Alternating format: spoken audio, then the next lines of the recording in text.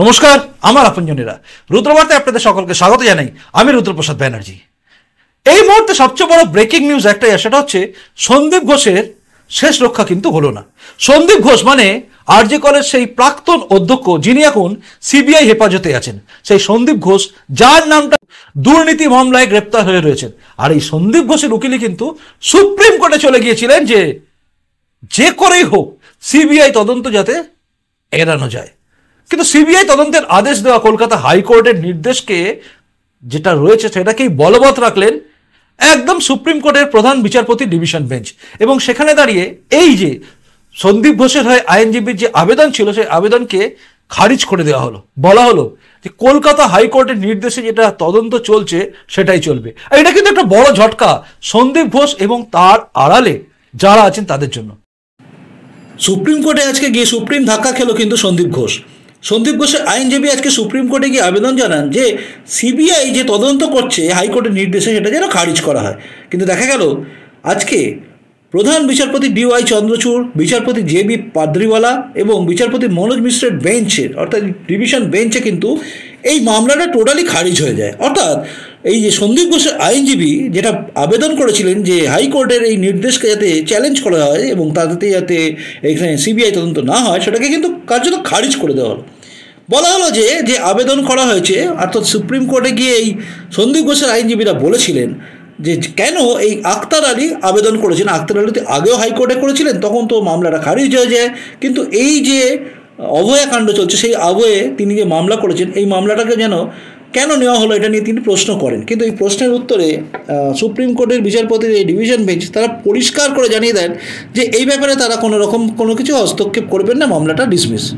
তারা সবাই চেয়েছিলেন যেভাবেই হোক সন্দীপ ঘোষের এই মামলাটা বা তদন্তের ব্যাপারটা যেন হাইকোর্টে যে রায় দিয়েছে সেখান থেকে যেন সরে যায়। এই রাজ্যে পুলিশ তদন্ত করলে বা এই সিআইডি তদন্ত করলে অনেকটাই নিরাপদ মনে করে নিজেদের এই সমস্ত জায়গায়, এই রাজ্যে যে সমস্ত দুর্নীতিকাণ্ডে যারা যুক্ত তারা। আপনারা জানেন এই সন্দীপ ঘোষের বিরুদ্ধে কিন্তু আক্তার আলী 2023 থেকে অভিযোগ করে আসছে। ক্রমাগত তার অভিযোগ ছিল যে সন্দীপ ঘোষ দুর্নীতির সঙ্গে যুক্ত। আরজি করে যে সমস্ত দুর্নীতি হয়েছে, স্বজন পোষণ থেকে শুরু করে টেন্ডারে স্বজন পোষণ থেকে শুরু করে সমস্ত ক্ষেত্রে, এমনকি পাশ করিয়ে দেব এই বলে টাকা নেওয়ার অভিযোগও কিন্তু তার বিরুদ্ধে তুলেছিলেন আক্তার আলী। এমনকি তার বিরুদ্ধে মৃতদেহ পাচার, অর্থাৎ মর্গ থেকে বডি পাচার হয়ে যাচ্ছে চড়া টাকার বিনিময়ে, এই অভিযোগও কিন্তু ছিল। এই সমস্ত অভিযোগ নিয়ে বারবার তিনি স্বাস্থ্য দপ্তরে বারবার গেছেন এবং তালতলা থানাতেও নাকি অভিযোগ করা হয়েছিল, কিন্তু তা সত্ত্বেও কিছুই হয়নি। সমস্ত কিছুতে ক্লিন চিট পাওয়া সন্দীপ ঘোষ বহাল তবিয়তে ছিলেন। আপনারা জানেন আরজিকর কাণ্ডে যখন সন্দীপ ঘোষের বিরুদ্ধে প্রবল ছাত্রছাত্রীদের যে রোষ সামনে এলো, তার ফলে সন্দীপ ঘোষ বাধ্য হয়ে পদত্যাগ করেছিলেন। কিন্তু সঙ্গে সঙ্গে ত্রাতার ভূমিকা এসে গিয়েছিলেন মমতা ব্যানার্জি এবং তিনি তাকে ট্রান্সফার করে দিয়েছিলেন। কিন্তু সেখানেও বাধা হয়ে দাঁড়ালো কলকাতা হাইকোর্টের রায়। কলকাতা হাইকোর্টের রায়তে কিন্তু তার ছুটিতে চলে যেতে বাধ্য হন তিনি, এবং এই ছুটিতে যাওয়া, তার ট্রান্সফারকে আটকে দেওয়া, এটাতে সন্দীপ ঘোষ একটু বিব্রত হয়েছিল। কিন্তু তারপরে তার বিরুদ্ধে করা জনস্বার্থ মামলা, যেটা একদম আক্তার আলী নিজে করেছিলেন এবং যেটা করিয়েছিলেন আর কি আইনজীবী তরুণজ্যোতি তিওয়ারি কলকাতা হাইকোর্টে, এবং সেই রায় হাইকোর্টের রায়তে সরাসরি কিন্তু সিবিআই তদন্তের ভার আসে এই দুর্নীতিতে।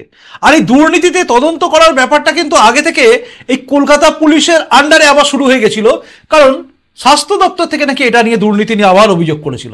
ভাবুন, আগে যখন অভিযোগ করেছিল 2023-এ, তখন একদম ক্লিন চিট দেওয়া হয়েছিল, কোনো ব্যাপার নয়, কোনো ব্যাপারটাকে বাদ দিয়ে দেওয়া হয়েছিল।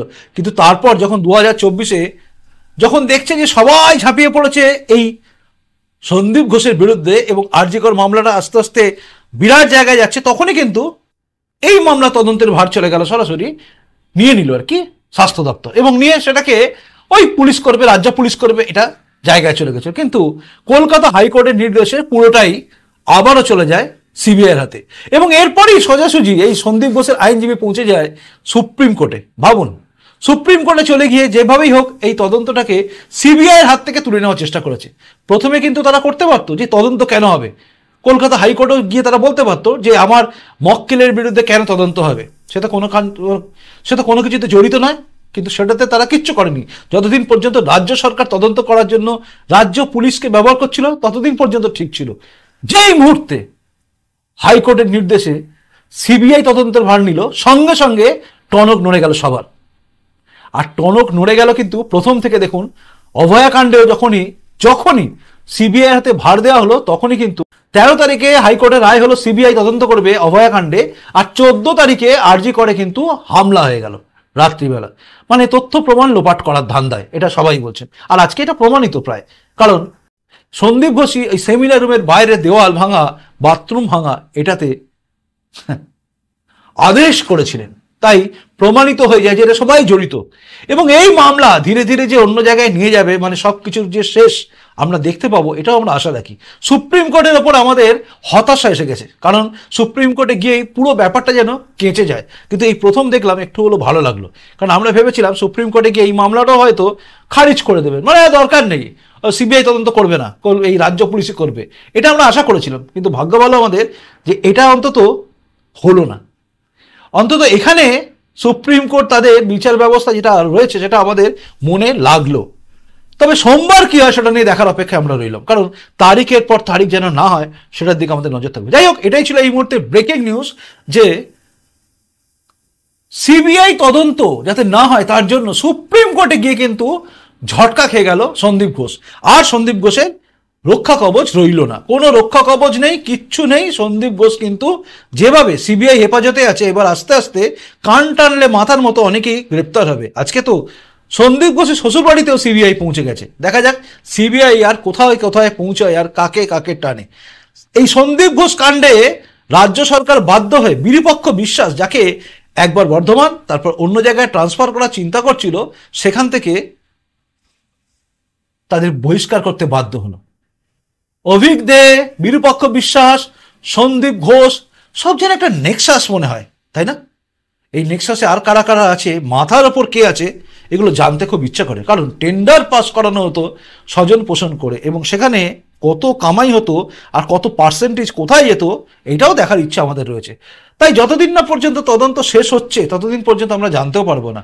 আর এই সিবিআই তদন্ত যদি অন্যান্য তদন্তের মতো, মানে দুর্নীতি তদন্তের মতো ধীরে ধীরে ধুক ধুক ধুক ধুক করে মালগাড়ির চেয়েও কম স্পিডে চলে, তাহলে কিন্তু আমাদের মটকা আরও খটকে যাবে। এটাও বাস্তব কথা, কারণ আমরা চাই ইনস্ট্যান্ট রেজাল্ট চাই। কারণ এত বড় দুর্নীতিটা, এটাও জানা দরকার আছে যে দুর্নীতির জন্য আমাদের সন্দেহ হয় যে অভয়াকাণ্ডটা হয়েছিল, তাই নজর আমাদের সেখানে থাকবে। যাই হোক, এটাই ছিল এখনকার রুদ্রবার্তা। এবার আপনি বলুন, আপনার কি মনে হচ্ছে সুপ্রিম কোর্টের এই যে খারিজ করে দেওয়া মামলা, এতে একটু ভালো লাগছে না? নাকি আপনার আবারও চিন্তা হচ্ছে এরপরে যদি আবার ওঠে আবার অন্য কিছু হবে? আপনি কি ভাবছেন সোমবার দিন যে আমাদের অভয়াকাণ্ড নিয়ে তদন্তের ব্যাপারে যে এটা মামলাটা চলছে, সেখানে কি হতে পারে? কমেন্ট বক্সে জানাবেন। কিন্তু আপনার কমেন্টসের দিকে আমার নজর থাকবে। প্রতিবেদনটা ভালো লাগলে লাইক করবেন, যদি মনে শেয়ারযোগ্য শেয়ার করবেন, আর নতুন এসে থাকলে এই চ্যানেলটা সাবস্ক্রাইব করে আমার আপনজন হয়ে তারপর যাবেন। আসি, নমস্কার, বন্দে মাতরম, ভারত মাতা জয় হোক, জয় হিন্দ।